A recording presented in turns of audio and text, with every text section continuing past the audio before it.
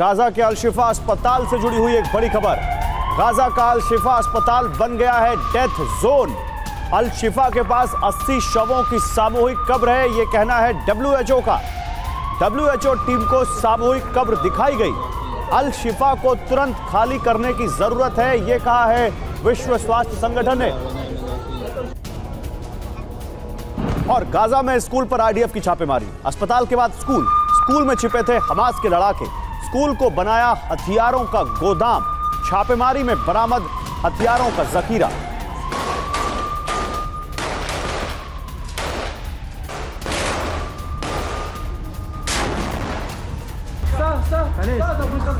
और एक और बड़ी खबर, दक्षिण गाजा में जल्द बड़े हमले की आशंका। इजरायली रक्षा मंत्री का बड़ा बयान, खान यूनिस हमारी ताकत देखेगा।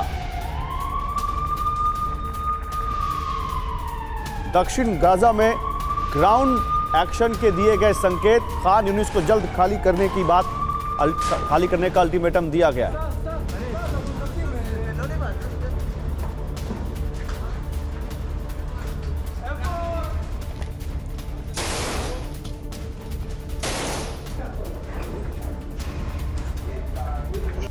יאללה, אני מושך.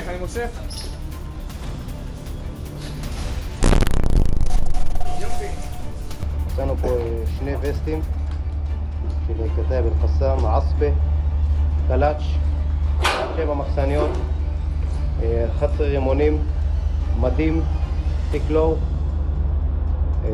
מעבר לזה, כל המבנה הגדול הזה יש בו עוד סימנים מעידים פה על פעילות טרור.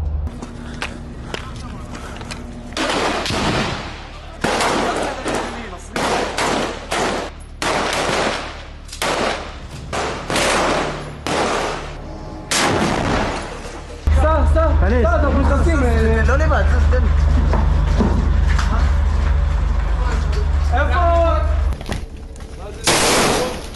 זה आपके सामने आप देख सकते हैं इन 3 खबरों के जरिए क्या इस वक्त गाजा का हाल है, चाहे वो अल शिफा अस्पताल हो या फिर आप स्कूल को देखिए।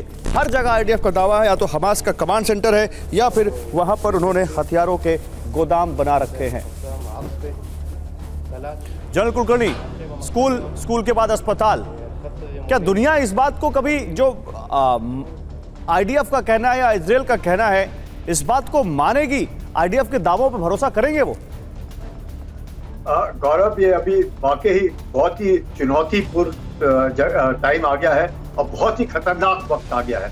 अगर हम देखें, थोड़ा सा विश्लेषण करें तो आप देखें तकरीबन 360 स्क्वायर किलोमीटर में से तकरीबन 150 स्क्वायर किलोमीटर जो उत्तरी गाजा है उसको तो उन्होंने बिल्कुल उसको पूरा बर्बाद कर दिया है। और बाकी जो 22 लाख लोग हैं वो तकरीबन 250 स्क्वायर किलोमीटर के इलाके में आए। इसमें भी अभी 4 शहर जो तकरीबन 85 स्क्वायर किलोमीटर का इलाका है उसको खाली करने को बोला है। तो आप समझ सकते हैं कि बाकी आबादी जाएगी कहाँ? जाएगी तो या तो इजिप्ट उनको एक्सेप्ट करे या फिर सिविल वॉर हो, जिससे कि हम जो फिलिस्तीनी हैं वो हमास के बरखिलाफ आवाज उठाए। क्योंकि जो बार बार हम लोग कह रहे हैं कि हमास मर सकता है, तो हमास की सोच नहीं मर सकती, ये सोच को भी मार रहे हैं। जिस तरीके से IDF ने सोच लिया है कि बर्बादी करेंगे तो इसके बाद उठने वाले फिलिस्तीनी जो गाजा पट्टी में हो या वेस्ट बैंक में हो, ये सोच लेंगे कि इजराइल के बरखिलाफ अगर आवाज उठानी है तो उनको जो जिस प्रकार से चुनौती का सामना करना पड़ेगा उसको इसलिए हमास ने इतने सालों से स्कूल, मॉस्क, अपने अस्पताल, कमांड सेंटर्स, घरों के नीचे ये सब बना रखे हैं। अब मुझे लगता है ये वक्त आ गया है IDF को किसी प्रकार से भी गाजा पट्टी में। मैं इस बात पे आगे भी बात करूंगा और कर्नल डिनी मैं आपके पास आता हूं, लेकिन पहले मैं चाहता हूं एक रिपोर्ट दिखा दूं। उत्तरी गाजा सपाट हो चुका है और दक्षिणी गाजा में इजराइल का ऑपरेशन शुरू हो चुका है। अभी तक यह तय नहीं है कि युद्ध खत्म होने के बाद गाजा का भविष्य क्या होगा, लेकिन इस बात के संकेत मिलने लग गए हैं कि गाजा की धरती से इजराइल के 2 बड़े सपने जुड़े हैं और संभावना यही कि गाजा का प्रशासन अपने हाथ में लेने के बाद इजराइल की सरकार इन 2 ड्रीम प्रोजेक्ट को पूरा करने वाली है। लेकिन इससे महायुद्ध छिड़ने का खतरा भी जुड़ा है। गाजा में इजराइल क्या प्लान बना रहा है, ये TV9 भारतवर्ष की वर्ल्ड एक्सक्लूसिव रिपोर्ट में देखिए।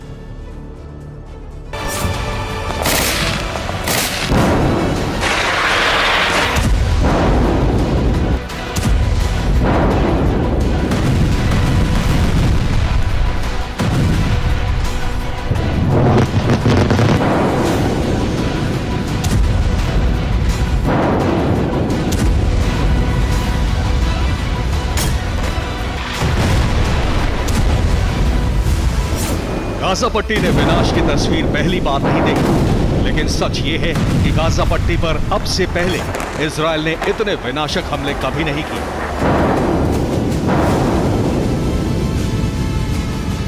उत्तर में गाजा का नक्शा पूरी तरह बदल चुका है। बैत हैनान से लेकर गाजा सिटी तक इतना बारूद बरसाया गया है कि ज्यादातर इमारतें नष्ट हो गई।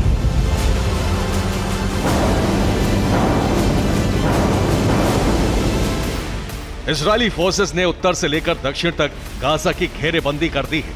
गाजा सिटी में आईडीएफ के टैंक और जवान ऑपरेशन चला रहे हैं।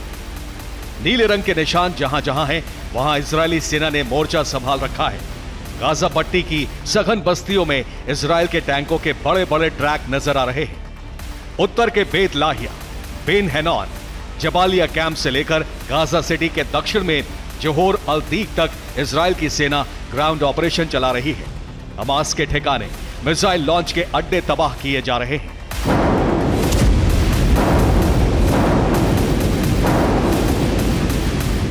इजराइल ने अब गाजा को खाली कराने का ऑपरेशन तेज कर दिया है।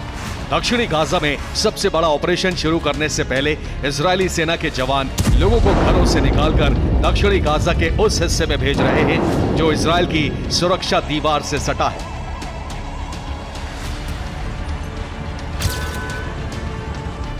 इजरायली सेना ने 18 नवंबर को एक बार फिर गाजा के लोगों को अलर्ट जारी किया है। आईडीएफ ने जबालिया, अल दराज, अल तुफा, अल शुजाया खाली करने का आदेश दिया है। लोगों को कहा गया है कि सलाह अल दीन रोड से इजराइल बॉर्डर पहुंचे।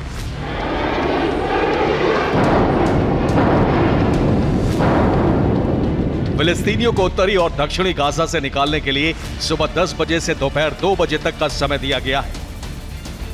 इजरायली टुकड़ी की निगरानी में लोगों को गाजा के आखिरी छोर पर भेजा जा रहा है। जहां इलाके खाली हो रहे हैं, वहां हमास के ठिकानों को विस्फोट से उड़ाया जा रहा है।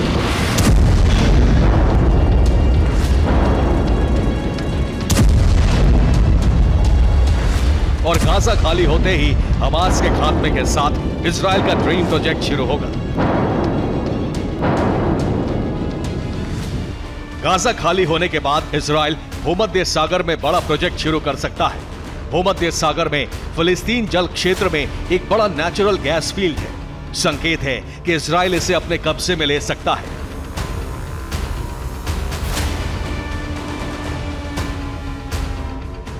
इजराइल फिलिस्तीनी अथॉरिटी के बीच लंबे समय से इस गैस फील्ड को लेकर विवाद जारी है। यह गाजा के नजदीक भूमध्य सागर में 610 मीटर की गहराई में है।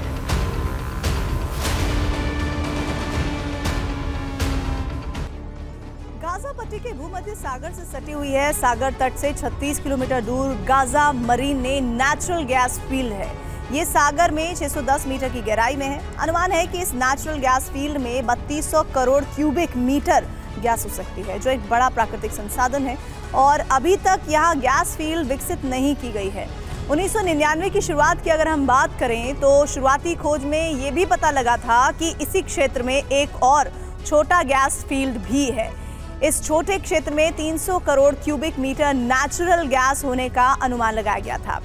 माना यह जा रहा है गाजा का नियंत्रण और उसकी शासन व्यवस्था अपने हाथ में लेने के बाद इजराइल इसे नेचुरल गैस फील्ड को विकसित करेगा, यहाँ इंफ्रास्ट्रक्चर लगाएगा और यहाँ से गैस निकालकर इसके संसाधन से अपनी अर्थव्यवस्था को और मजबूत करेगा। माना यह जा रहा है कि इजराइल इस नेचुरल गैस फील्ड को अपने कब्जे में लेकर भविष्य में इंफ्रास्ट्रक्चर तैयार करके गैस निकालने का काम शुरू करने वाला है और इसीलिए गाजा को खाली कराया जा रहा है।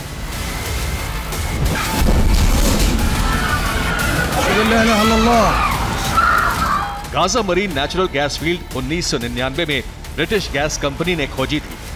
फिलिस्तीनी अथॉरिटी ने ब्रिटिश गैस को गाजा मरीन विकसित करने के लिए 25 साल का लाइसेंस दिया था। इजराइल ने इस सौदे पर अमेरिका के सामने एतराज जताया। इजराइल ने शर्त रखी कि गाजा मरीन से होने वाले फिलिस्तीनी अथॉरिटी के मुनाफे पर तेल अवीव का नियंत्रण होगा।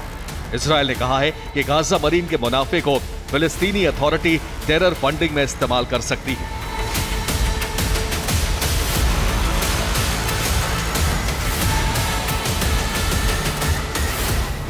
Gaza marine natural gas field की खोज के बाद तब फिलिस्तीनी राष्ट्रपति यासर अराफात ने कहा था कि गाजा मरीन भगवान का तोहफा है। ये गैस फील्ड फिलिस्तीनी अर्थव्यवस्था को मजबूत आधार देगी।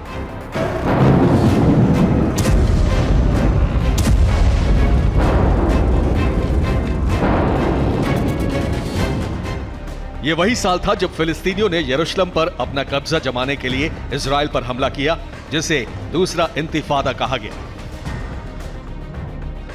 लंबे चले संघर्ष के बाद Gaza marine natural gas field develop नहीं हो पाई और अब इजराइल ने संकेत दे दिए हैं कि गाजा मरीन पर उसकी नजर है।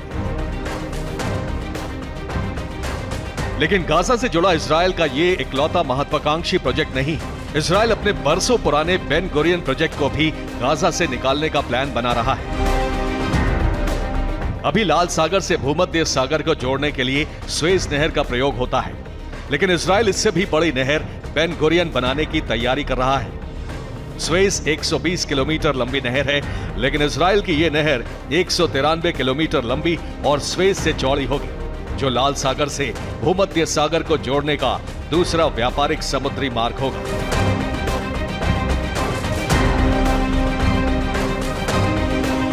इजराइल का बेन गुरियन प्रोजेक्ट अकाबा की खाड़ी से शुरू होगा।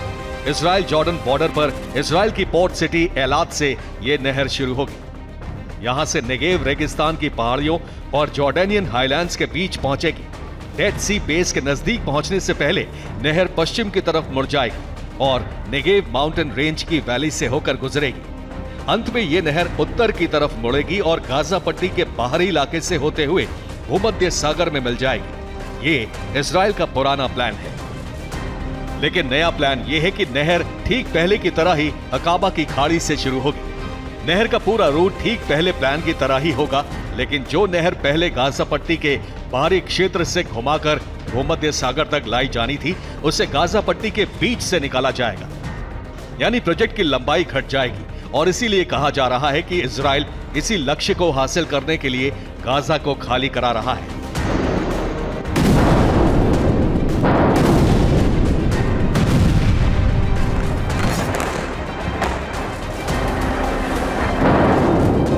गाजा का भविष्य क्या होगा, ये संकेत अब स्पष्ट होने लगे हैं।